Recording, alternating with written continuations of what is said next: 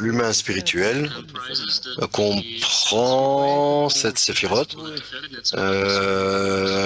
Chesed Gvura, Tiferet, Netzarot, Yesod, Malchut, et cet être humain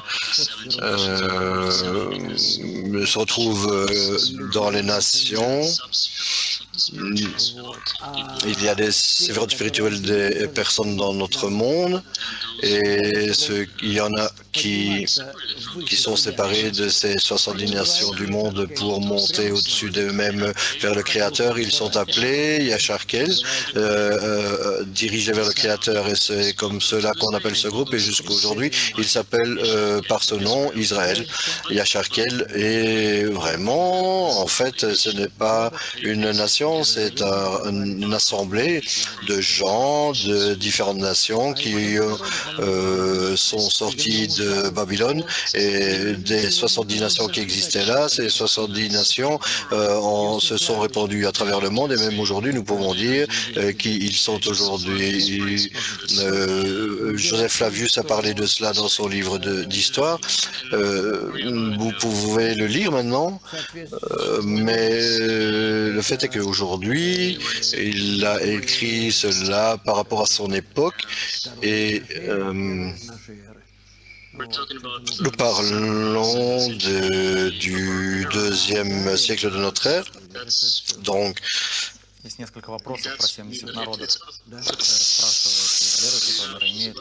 mais on parle de questions, on a des questions à propos des 70 nations. Pour les 70 nations, est-ce qu'ils ont une certaine ressemblance avec les 70 nations d'aujourd'hui? On n'a pas... maintenant, ces gens sont mélangés, ils ont changé d'endroit, mais avant qu'ils voyagent de Babylone, qu'ils partent de Babylone, parce qu'il y avait un grand égros qui est surgi en eux, chaque nation, chaque groupe, ils ont été attirés vers un certain endroit correspondant à leur âme, et alors, il y a eu un mélange qui a eu lieu, un rétablissement et toutes sortes de choses. Mais il n'y a pas de nation qui soit pure à ce point-là.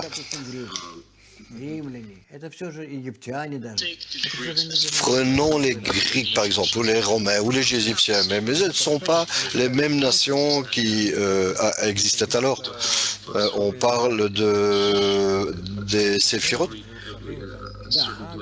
Chaque endroit dans le pays d'Israël correspond à une séphirote. Oui, c'est vrai, ça existe. C'est uniquement parce que vous avez... J'ai pas compris. Si tu corrèles cela à la géographie par rapport à ses racines supérieures,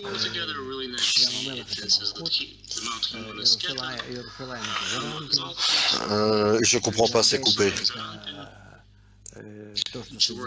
Le Jourdain, par exemple, c'est ce qui connecte Jérusalem et Bina, Galilée,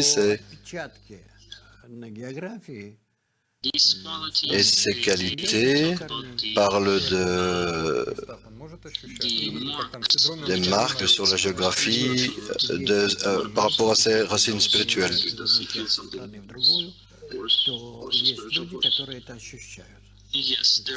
Il y a des moments où les gens déménagent d'endroit en endroit en Israël. Il y a des kabbalistes parmi eux.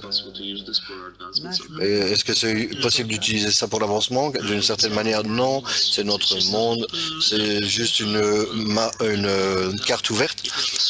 Si tu as une certaine sensation, un certain ressenti à propos de cela, alors tu peux ressentir là où tu te situes.